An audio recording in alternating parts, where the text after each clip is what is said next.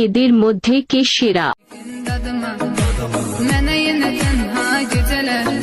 আমি বুঝতেছি না যে তাদেরকে কি বলবো। মানে একটা মানুষ কত টন গাঁজা খাইছে সেও নিজেও জানে না, যে আল্লাহর ছবি দিয়া, মূর্তির ছবি দিয়া, একটা ফোনের ছবি দিয়া বলতেছে এদের মধ্যে কে সেরা। আরে ভাই, বাবাই কি কখনো সন্তানকে গিয়া বলে যে তোর আব্বা কেডা? জানোস আল্লাহ ছাড়া কোনো মাবুদ নাই, আল্লাহ সবচেয়ে শ্রেষ্ঠ। তারপরে মূর্তির ছবি দেয়া, ফোনের পিক দিয়া, কিরে ভাই এত শেষ রাখে? ভাইরাল হওয়ার জন্য আর কিছু পাস নাই? যদি ভাইরাল হওয়া লাগে যা প্যান খুলে নাচ দিয়ে। মানে আমি বুঝি না, মানে কি মানুষ একটা কি অদ্ভুত।